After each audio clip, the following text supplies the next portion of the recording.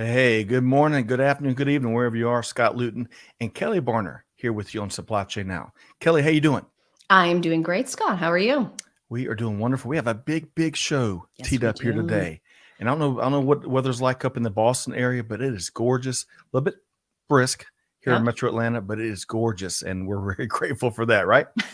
We are. In fact, we had our first snow of the season just over 24 hours ago, and that's now officially gone. So we're back to sort of normal November looking weather. Okay, breaking records. All right. Yeah. Well, everybody, welcome to today's live stream. Hey, it's a special Dial P for Procurement here today, and we've got a big show lined up focused on key developments and insights on the state of supplier diversity report. So this is backed by popular demand. Kelly, we featured the launch of this intriguing research report last year, and it was fascinating. This is the fifth year for the report, and it's the largest data sample yet, as executives from across industry have provided their insights and weighed in. So, Kelly, question: do you expect we'll learn something new here today? Oh, there's no question. And obviously, I'm biased on this front. I love both books and movies. And you know how the movie is always better when it's based on a book? That's my own point of view. We've also done a lot of live streams. And I just think that the depth that you get in a report based live stream is second to none. So we are definitely going to learn some good new things.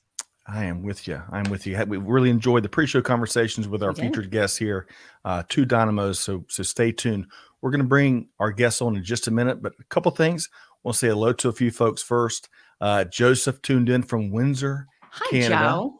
Joe, hope this finds you well. Great to have you. Look forward to your perspective here today. One of our faves, the supply chain and procurement illustrator. That's right. I know our first ever live drawing. He's the Bob Ross of Dial P. Oh, I love that.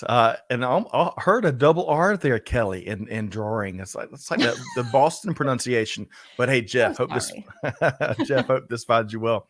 Andy is tuned in via LinkedIn. Andy, let us know where you're tuned in from. Looking forward to your perspective here.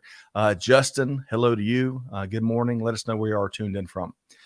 Okay, so Kelly, before we bring on our guest here today, a couple quick programming notes. If you enjoyed today's conversation, hey, be sure to find us wherever you get your podcast. Dial P for Procurement, right? If you love all things procurement, you can't miss that. So it drops weekly. And Supply Chain Now, of course, it's a twofer. It's a BOGO. Subscribe so you don't miss a thing, money back guarantee, but check it out. You won't regret that you did. Okay, so Kelly, are we ready to introduce our guests here today? We are definitely ready. All right. So with no further ado, I want to bring in our featured guest, Aylin Basom, CEO of Supplier IO, and Lois Eichacker, Vice President of Customer Success at Supplier IO.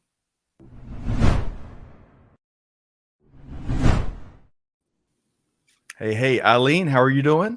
Hi, wonderful. Hi, Scott. Hi, Kelly. It's fantastic to be here today. Thank you for having Lois and I to join this great discussion. You bet. And Lois, how are you? I am doing well. Thank you. Well, Kelly and I are tickled to have you both. Really looking forward to diving into this year's report. Before we get there, Kelly, we got a couple quick questions to get to know Lois and Aylin a little bit better. You ready? Absolutely. All right. So, Aylin, I want to start with you. You've been traveling a lot.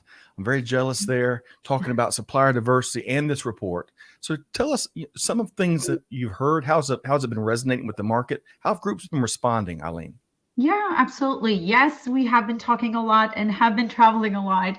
It's really nice to share our State of Supply Diversity report. It's been so fantastic to just get the feedback, but also share our findings. A lot of engaged conversations with our customers, as well as our partners, and in the industry. And for those of you that are dialing in that might not be familiar with this report, it's kind of as a part of us partnering with the corporations across industries committed to advancing supplier diversity. We put this report out every year. To Scott's point earlier, this is our fifth year, which is so exciting.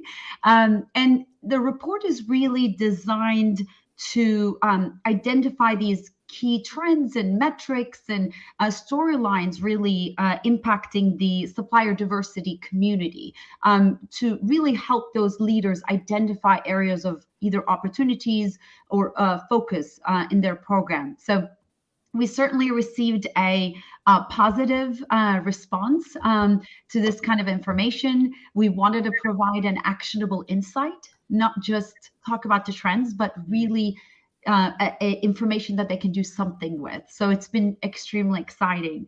From the supplier.io perspective, our mission is really to provide that supplier diversity management solution, help organizations with workforce demographics, doing economic impacts, and really help companies find these certified diverse suppliers, increase their diverse spend. And truthfully, this mission is very important to me as well, very personal, as being a woman foreign CEO who's been in the tech space for the last 16 years. I'm originally from Turkey, and the fact that we can have a open dialogue about how we're all doing in supplier diversity and what we can learn from each other to improve and really make a positive impact has been so fantastic.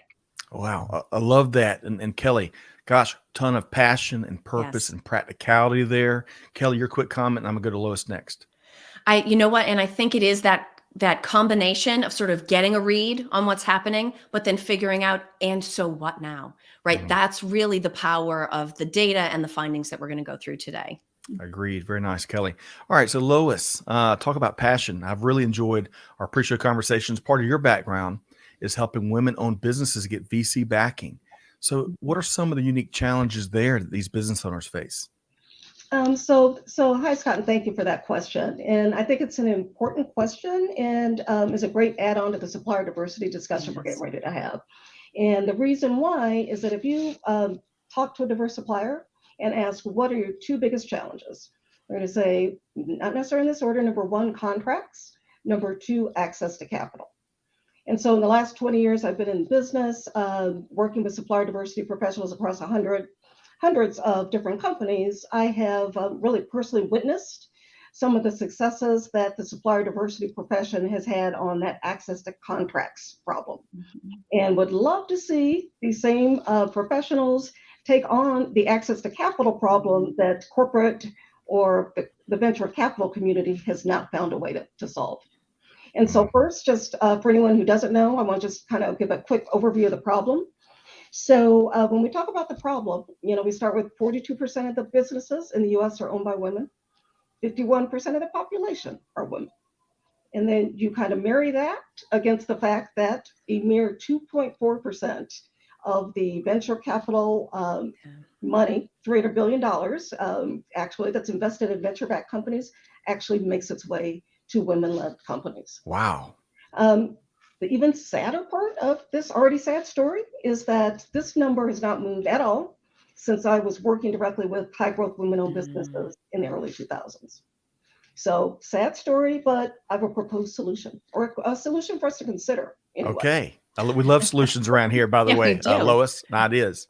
So I'd love to see the supplier diversity professionals that have, that are successfully tackling this access to contracts, access or target and take a look at and deal with the access to capital problem.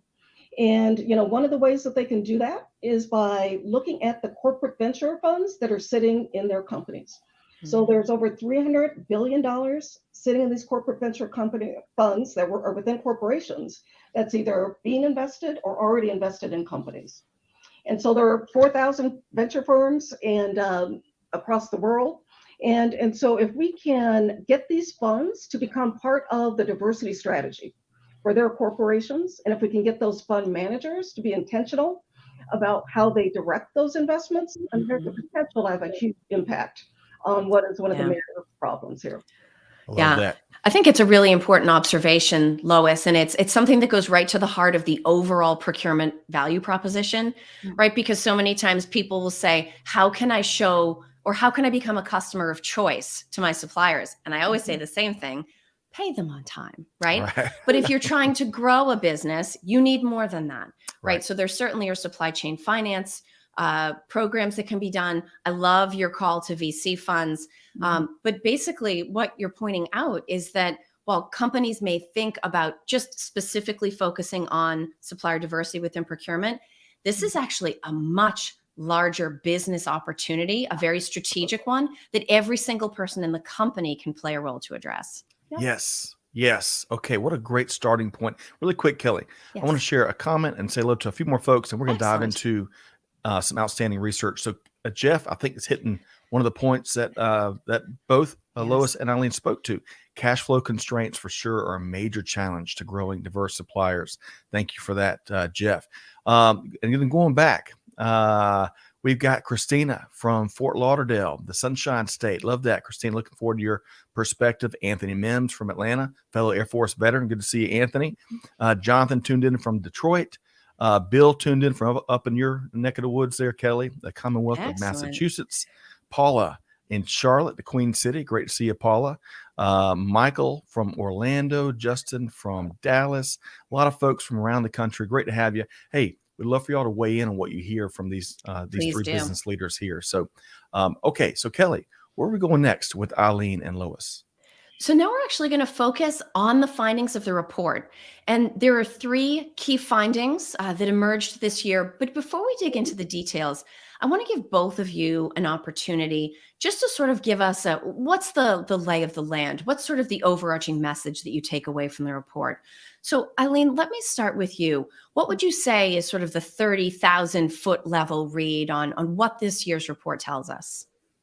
Yeah, great question. So we'll definitely get into more details on the findings, but the fact that one, there is some positive news. We are certainly making strides, a positive strides in the industry. We have a lot more engagement from the executive teams. No longer of the days that companies are doing this as a kind of a check in the box. Supplier diversity is very important, very much aligned with the work culture and values. So we certainly see that. But we also see definitely that we have more work to do as it relates to how maybe the how is answered now, but how, I'm sorry, maybe we actually answered why we need to have supplier diversity now. Starting with why, one of our favorite approaches, Aylin. That's right. But then now we need to work more on the how piece. How do we make these programs successful? How do we make sure that we have the right budget, right staffing, right tool in places for them to, and right measurements and goal setting to be, ensure that the programs are successful. So certainly those are some of the kind of the high levels, and look forward to kind of diving in. Excellent. No, I think, and absolutely, we're going to have an opportunity to go into more of those as we go through the conversation. But absolutely, we're in a good place. There's more work to do, which is good because I personally love my job. And so we don't want to just accept where we've reached. We want to keep pushing.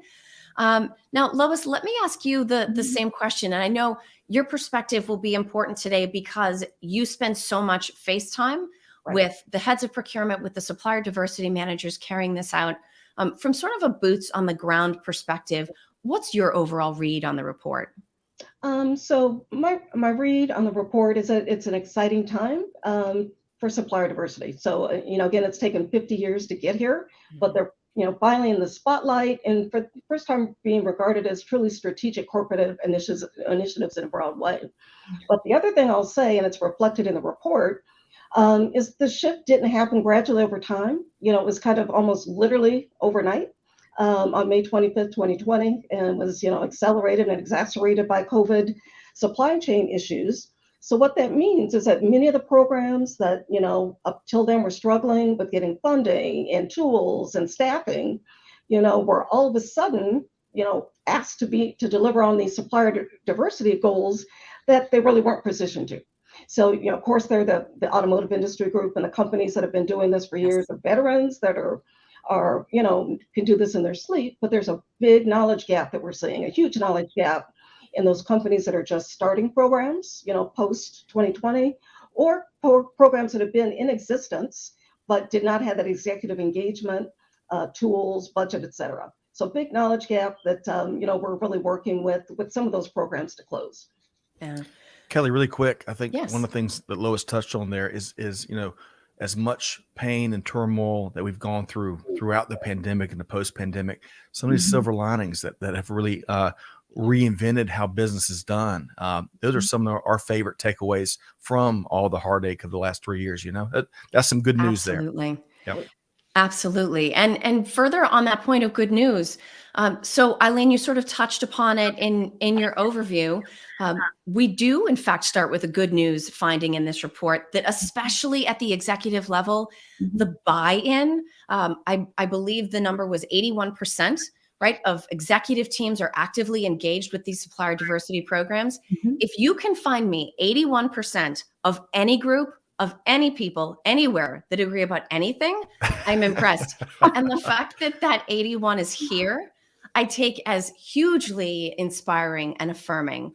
And so I'd be interested to get more on your perspective on that. So what is it that inspires these executives so much? What are the connections that they see to the type of workforce culture they're trying to build? And how does supplier diversity come into that? Yeah, great question. You are right. So first of all, that executive engagement is extremely important. Now we're not only looking at CEOs, right? The actually board is engaged, and the leaders across the organizations. That's certainly a positive news. And we're seeing more and more organizations are saying that supplier diversity is how they do business, how they operate as a company. They see supplier diversity as a core to who they are. And I mentioned kind of earlier that it's aligned with the values and culture, not only for their employees as a company, but also aligned with the values and culture of their customers. And that's extremely important, right? That they're actually the diverse suppliers that they are investing in has the representation of their customers as well. So we've seen over 80% of the companies are saying that they're actually seeing this as a part of their social responsibility. We love seeing that. But it's also exciting to see the positive business impact that organizations see. 63% actually say that the supplier diversity not only improves their supply chain competitiveness, which is extremely important, especially in this day of age, what we're going through, right? And then almost 50% also reports that they've significantly seen an enhancement in their brand image. So again, it's the social responsibility, extremely important alignment with value and cultures of your employees as well as your customers, but that improving that supply chain competitiveness is a very, very big piece as well that they have been seeing. And it's very, very positive from the business impact perspective. Hey, Kelly, right before you continue here, I want to share this T Squared kind of echoes what Aylin's saying in some way. And by the way, T Squared holds down a fort for us on YouTube. Thank you for that. Says it's about time that the issue of supplier diversity and supplier pooling is being discussed at the front as part of corporate strategy. Right. A diverse supplier base can definitely mitigate supplier risk. Kelly, love that. Absolutely. And T Squared is one of our regulars. He's a fixture here at Supply Chain Now. So I'm thrilled that he's joined us for this session. And actually, it's interesting because I agree. And even within larger procurement, there's always been a debate about, does procurement have a seat at the table? Should procurement have a seat at the table? Do they have a seat at the table? Right now, I would say supplier diversity is standing on the table, is sort of my perspective.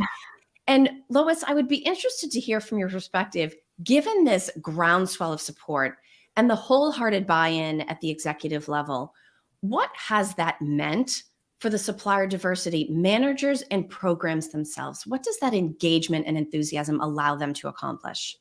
So I think one of the things that we see that's really been, a great shift has been supplier diversity professionals are being seen and their programs are being seen as strategic initiative. And companies are, buying into the fact that supplier diversity, can be directly linked to important things that are important for the overall success of the company. So they can see supplier diversity linked to the revenue drivers, other key strategic initiatives, and in fact, supporting the being able to achieve overall desired financial outcomes. So that has been probably the most compelling and thing that has really struck in supplier diversity programs and made their conversations with executives so much different than what we've seen in the past. And another way, I'll touch on just one other, way that we've seen this engagement shift and become more impactful. And it's actually from a example from one of our customers that's been able to really effectively engage and utilize that engagement and using it to move from engagement to action. And so it's actually Letitia Brandon, who leads the DE&I efforts at the Container Store committee, or a team of one, I'll say.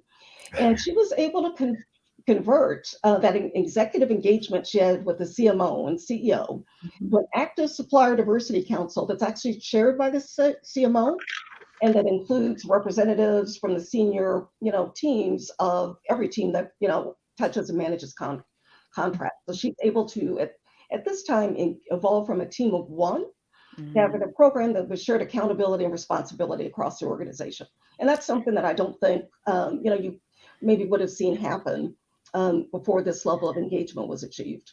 Yeah. Hey, team of one. Hey, hang in there. Reinforcements are coming, right, Kelly? Reinforcements are coming. They are coming. And I just have to say, off point, this is not a promotional deal. I love the Container Store. I'm such an organizational nut. Okay, thank you. Okay. But I think, you talk about the example of Letitia, and I know she has shared her story, which is so important because we all need to hear from the people doing this work. But she's really a translator from enthusiasm into action.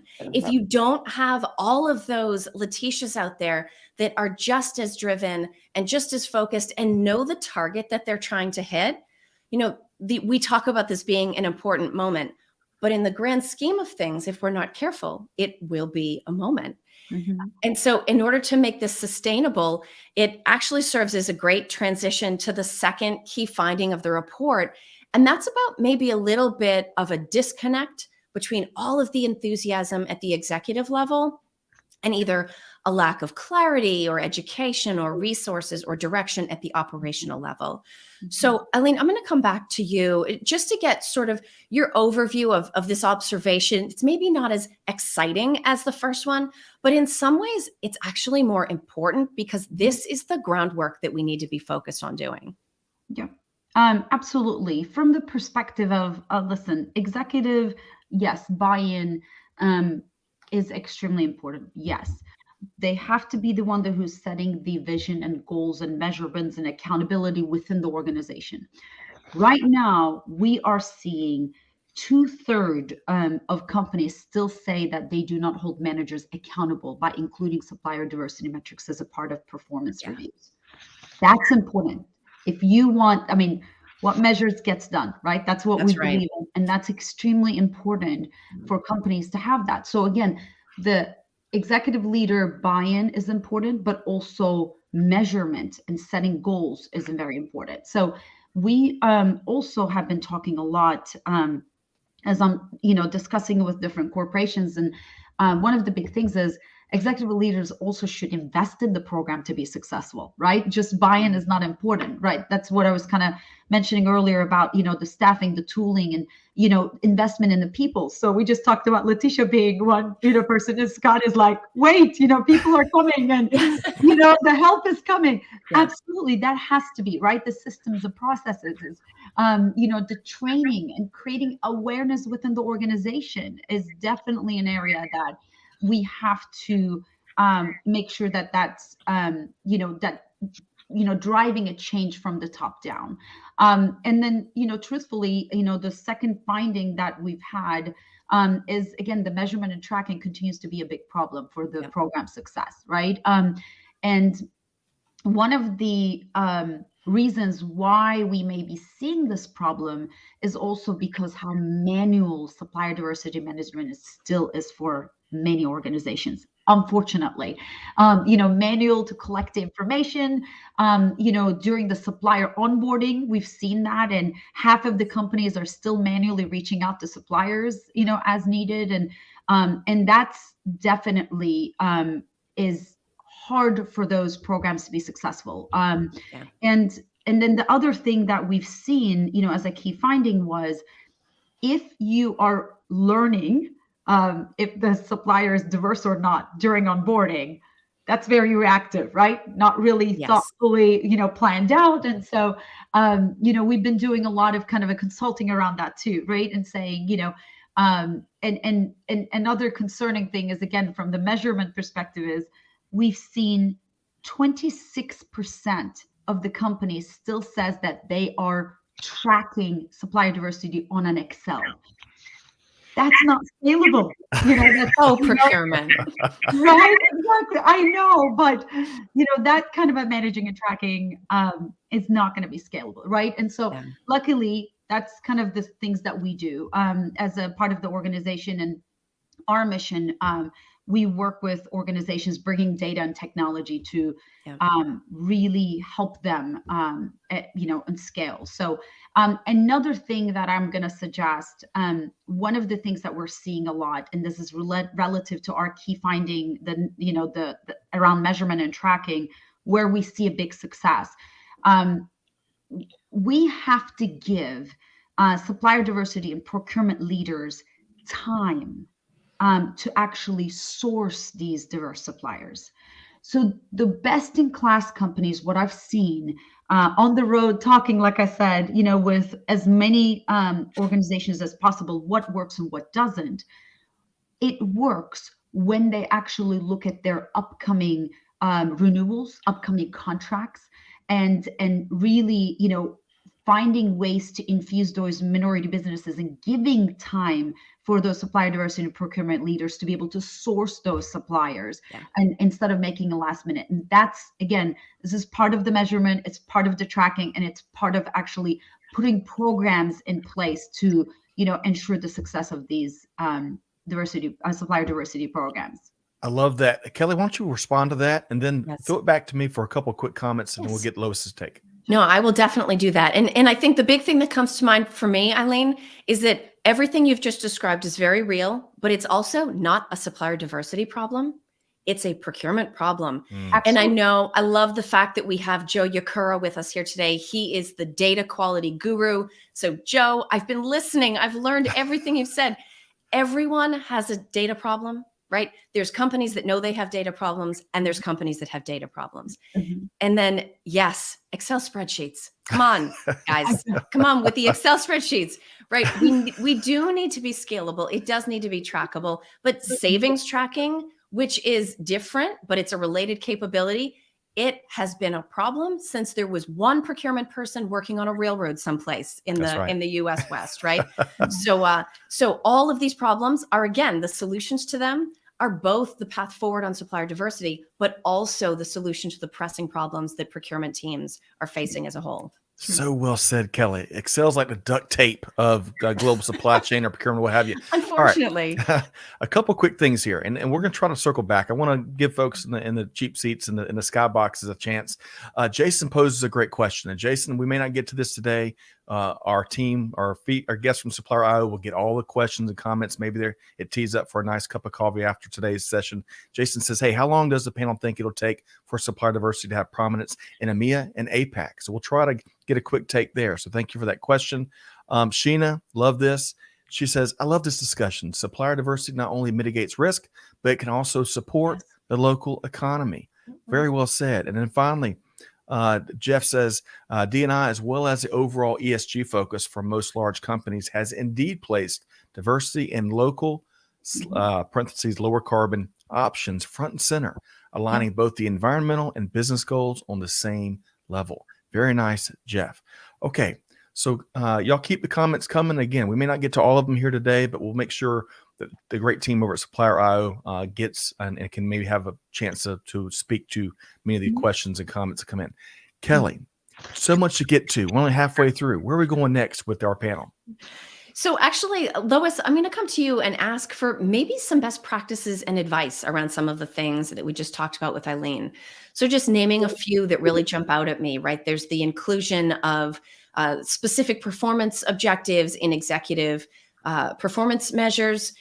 There's the question about reporting. There's the question about timing. There's the question about supplier onboarding. For the companies that you work with, that you see making real headway and that are really succeeding, what are some of the best practices that are allowing them to advance at the operational level? So, one of the ways that you can look at this in terms of what's really important to get anything done is in terms of having the appropriate goals in place, Yep. And being intentional about how those are set. Being intentional about goal setting is critical because that's going to be what is going to lead the direction of the supplier diversity and determine how much buy-in, that comes with that. And so, it's important for us to get where we want to get by the CEOs, have goals, communicate them across the organization, Yeah. communicate them externally, if we can get them to, and, of course, get it tied to compensation as kind of the gold standard. Mhm. But I think, some of the other things that we see that are kind of important to driving to success, and particularly at other levels of the organization, is, kind of moving past the goals. The goals are critically important, but looking at the goals around the activities and things that those people need to do in order for, the success for the supplier diversity program that you want to even happen. And so again, we've got another great customer who, did something that I think is doing something that I think that is really good, which is putting goals around those specific activities. So, things such as, and they got to be realistic. When you're talking to the Yes. boots on the ground, which is where Yeah. the work gets done, you're not going to motivate them if you give them a goal that they don't think is, possible to achieve. They'll just move on to the next thing. So this particular customer put in very realistic goals around those activities, such things as number of RFPs that include diverse suppliers, total number of diverse suppliers included in RFPs, number of counseling sessions or kind of consulting sessions that are held by, the sourcing folks with prospective diverse suppliers that are really, promising, to educate them ahead of time about the RFP process. And one of the things that I think is sometimes overlooked, the sessions and coaching sessions that are held with the diverse suppliers that are currently in-house or currently using, but that are facing performance problems.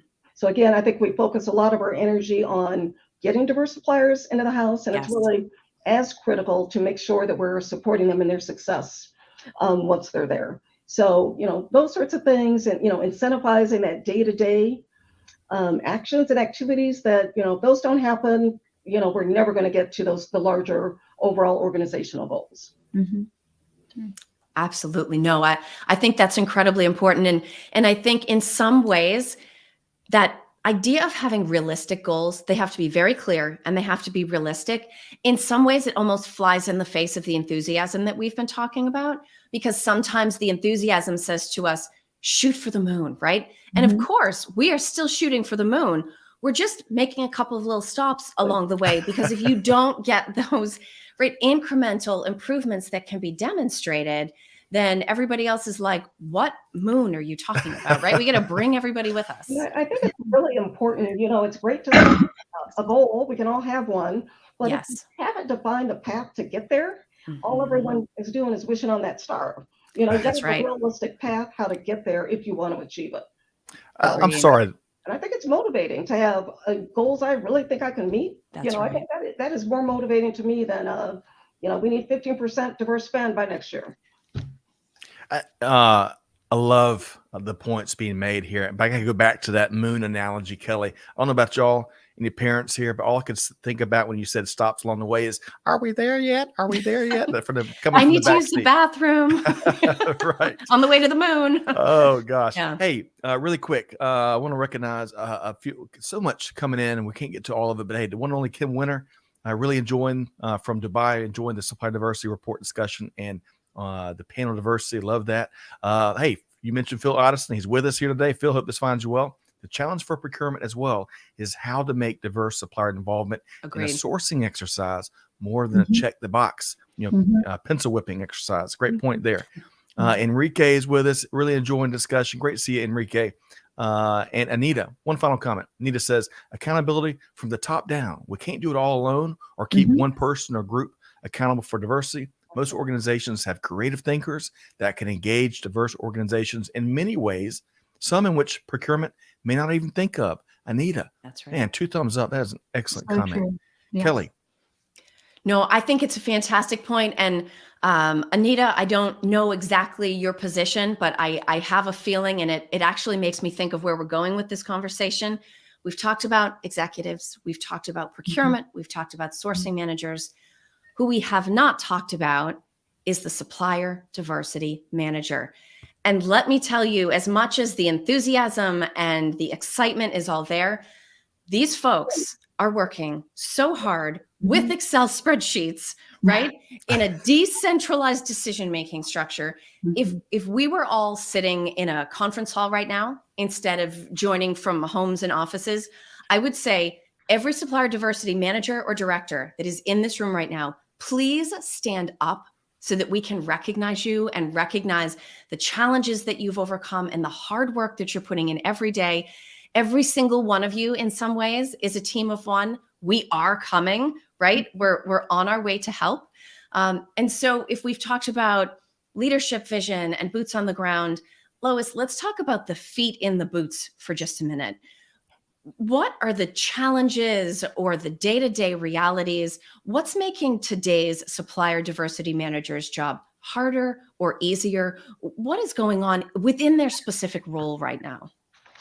So what's going on in their role right now, we're seeing a dramatic change. I think what's been happening is that there was lack of kind of alignment between what they're doing and trying to achieve and kind of the executive level, and a disconnect on what was trying to be achieved and what was needed to support that person with the, feet and the boots on the ground, what they needed to do what they need to do. Yeah.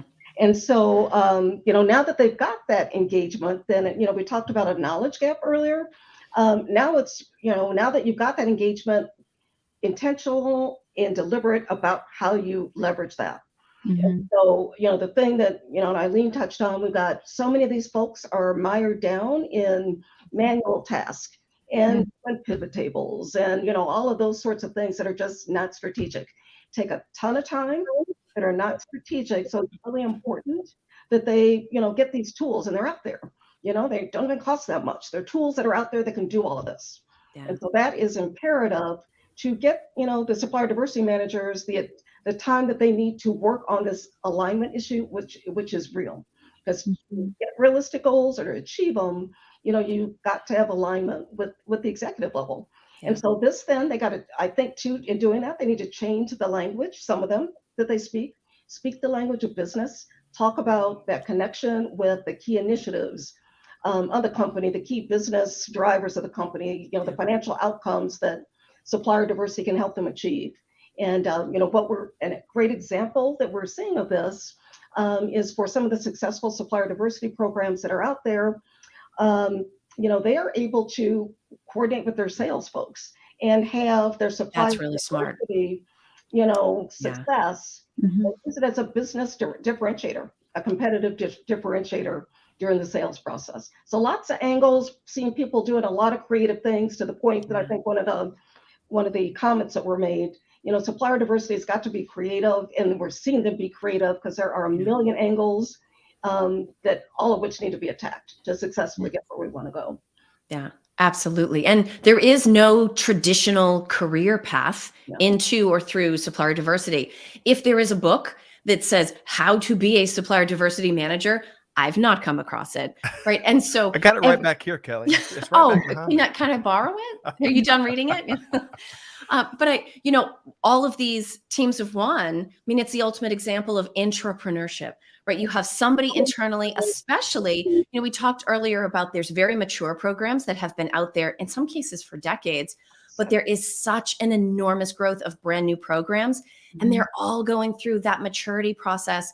And that supplier diversity manager is owning that and building it out as a brand new framework and capability for the company.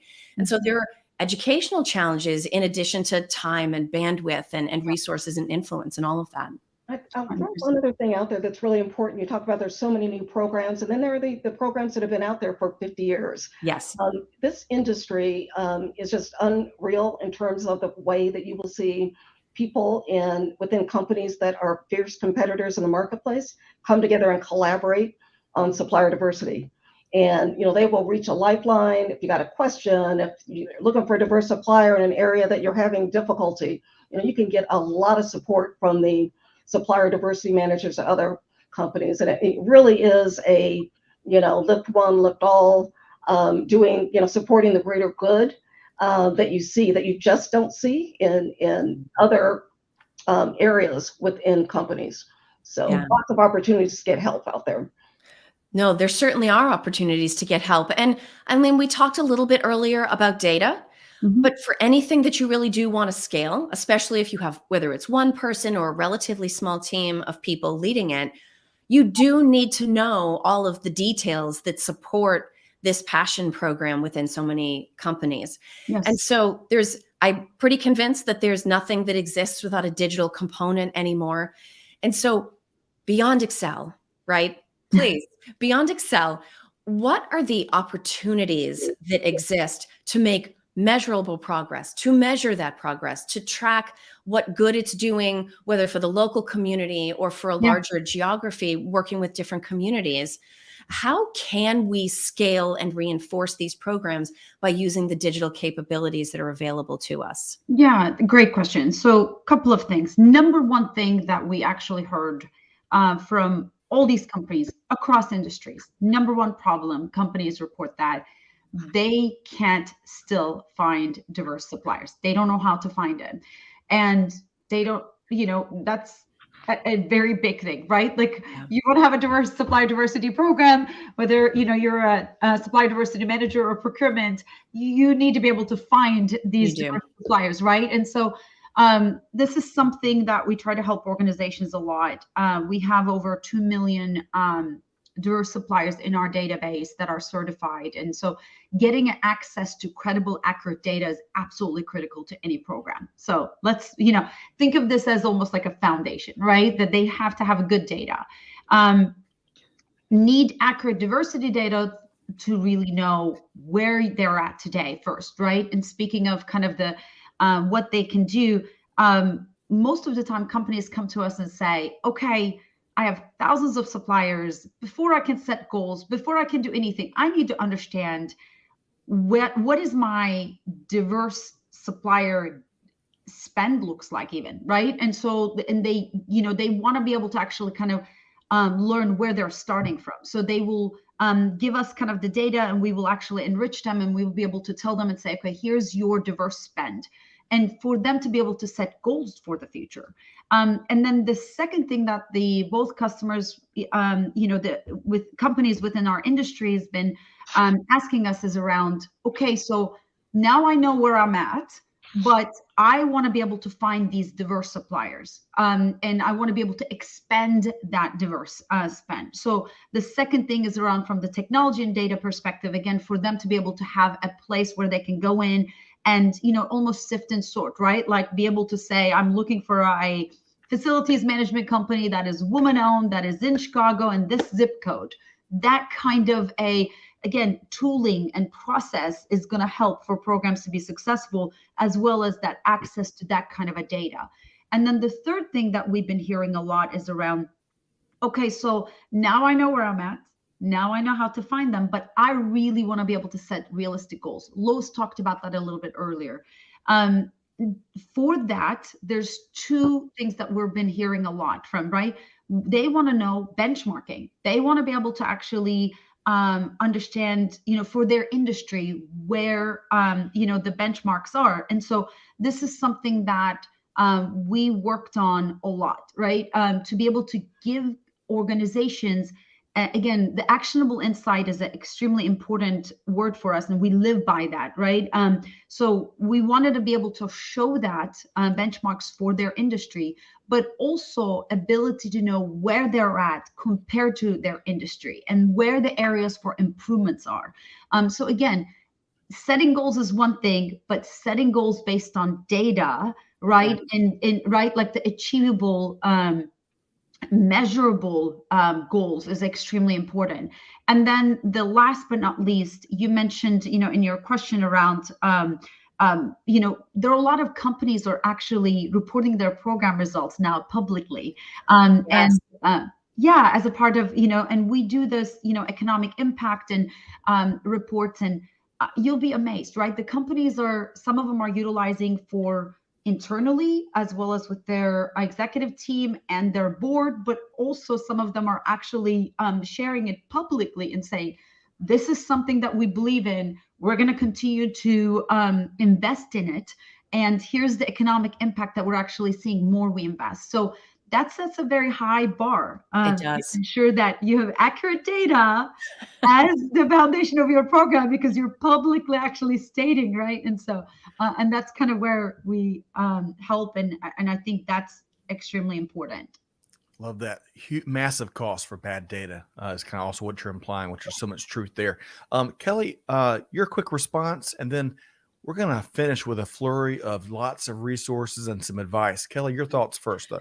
Actually, I'm going to defer to Lois. Did you want to jump in? I did. And I think there's one thing that's really important that we haven't touched on yet, and that if we're going to hit these aggressive goals that are out there, we're not going to be able to do more of what we've done. Because you're just not going to achieve 500% return on just running faster. And technology, and there are tools that we talked about that can automate some of the manual tasks, but even that alone doesn't get us to the need to be able to keep up with the speed of business. Supplier diversity has got to keep up with the speed of business. Sure. It is going to get where we need to go, and that is going to be the thing too that's going to make it sustainable. Yeah. But so we've got to put the tools directly in the hands of the people that are the decision makers at the time they need to make the decision. And so once those tools are kind of in a separate part of the organization, or I got to go ask somebody, you're not going to hit the mark. So I just wanted to mention that. That's such good. Let's not fool ourselves, right? Let's not fool ourselves. Right. What a great comments from both you, Aylin and Lois.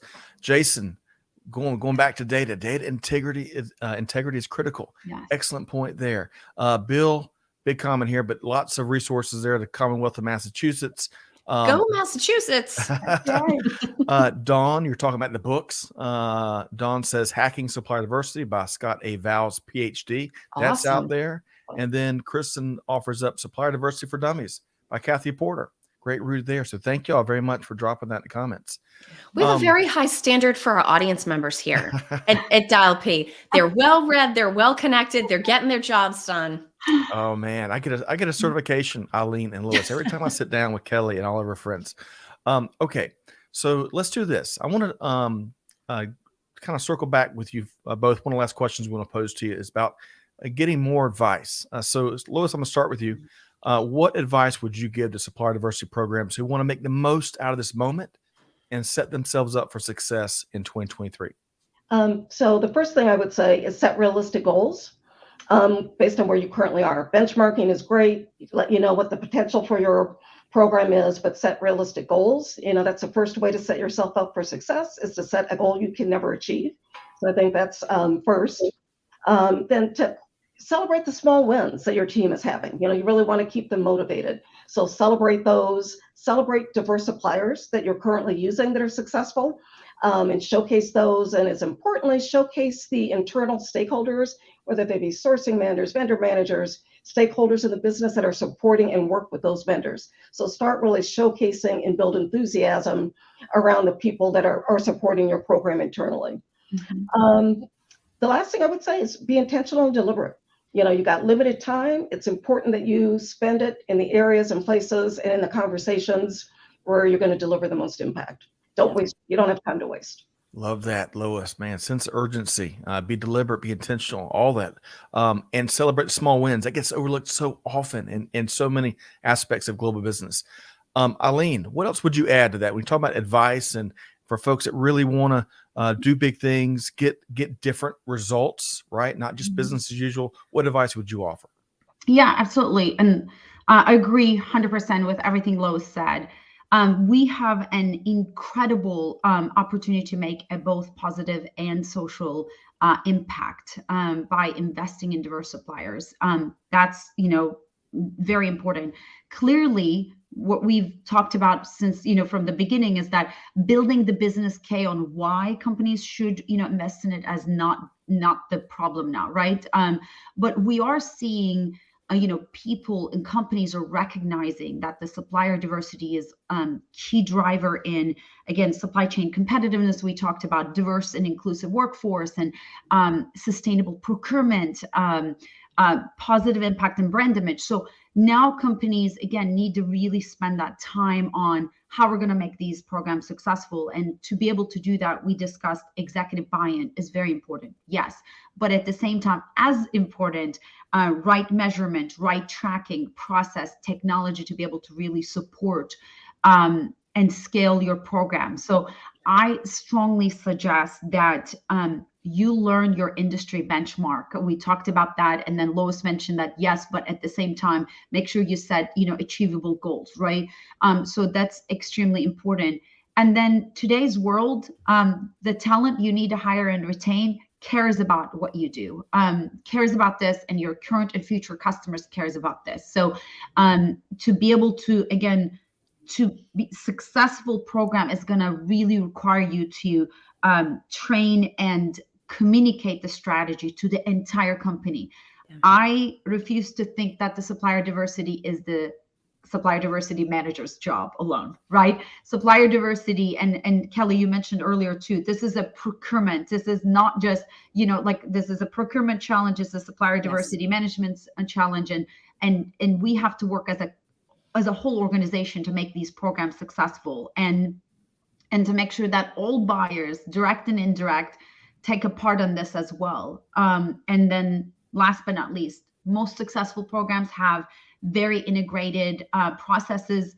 We mentioned that, earlier, and, focusing on the data-driven, actionable insights, decisions in your plan, demonstrate at all times how you'll keep people accountable. And then last but not least, always have a detailed expected results.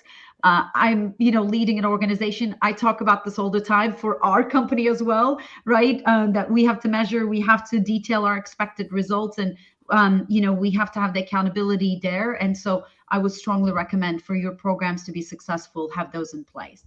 Well said. And Kelly, I'm gonna get your quick comment before we make sure folks when I connect with Aylin and Lois. But hey, not only do your team members and customers care about it, to Eileen's point, but they're more and more, they're expecting it. And that's a great movement and trend that we're seeing too. Kelly, your quick comment on Lois's and Eileen's advice here today.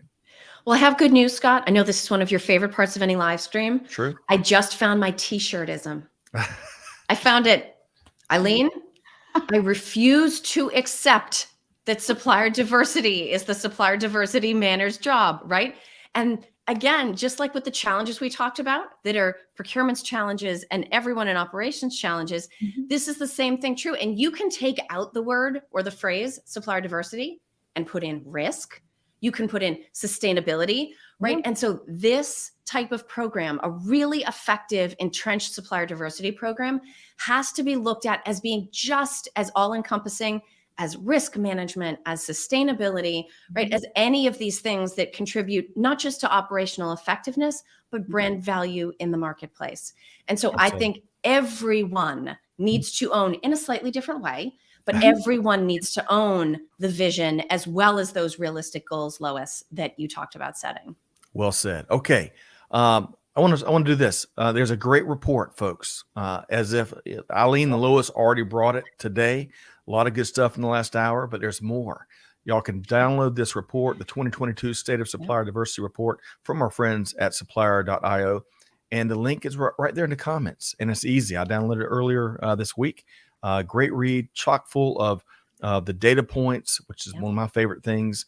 And I love how you laid it out too. It almost is easy to read and follow. You want to turn to the next page. You want to turn to the next page. So I love that. Y'all keep doing great work. All right. So how can, Lois, I want to start with you. How can folks connect with you and learn more and maybe even have a cup of coffee? Well, probably easiest to connect with me through LinkedIn. So that would be the preferred channel, and love to have coffee. So just that easy. There's so much to talk about. And by the way, not only do we get great advice from Aylin and Lois and Kelly, the comments are full with things that we'll have to add to next year's State of Supplier Diversity Report, perhaps. Aylin, same question. How can folks connect with you? Yeah, you can connect with me through LinkedIn. You can always go on our website, not just for me, but also as an organization. We would love to hear from you. And then the third thing is, if you want my email address, it's aylin.basom@supplier.io. So that's easy. And our website is www.supplier.io. So it's very easy to find us, and would love to connect with you, answer your questions, and help support your success. Oh, I love that. Kelly, big thanks to our wonderful guest here today. Huh? They hit it out of the park as expected, right? Oh, we would take nothing less. Well, hey, thank you so much, Aylin Basom, CEO of Supplier IO, and Lois Eichacker, Vice President of Customer Success as well. Love what y'all brought today. There's so much to learn, and thank you for taking time to share it. Thank you, Scott. Thank you, Kelly. Appreciate having us. We will talk with you soon. Thank you so much.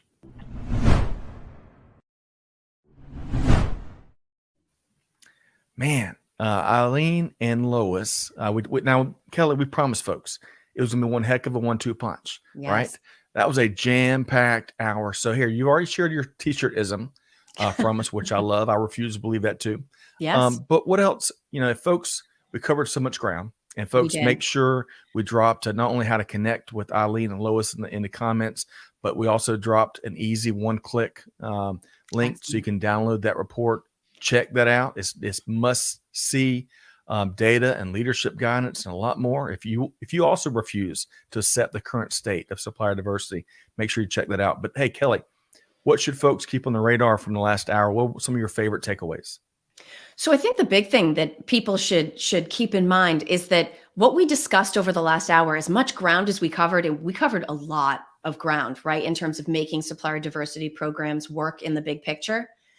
That was maybe the first 3 pages of the report. There is so much else in there, and it's fascinating. So for instance, I remember Jason Roberts asked that question about moving into different regions of the world. Right. Global supplier diversity is an early days kind of movement, but year over year, the progress is really inspiring.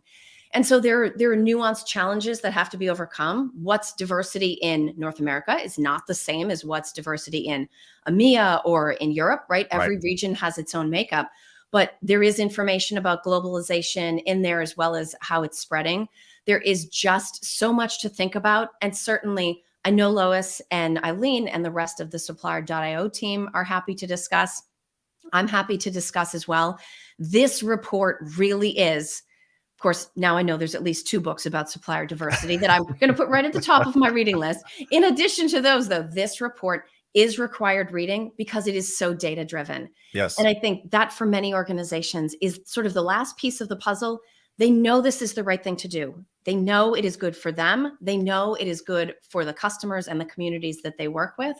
But having that hard data foundation, you simply can't move forward without that in any business setting. So take a look through the entire report and then reach out to any of us, the whole team at Supplier.io, or any of us involved in the live stream today.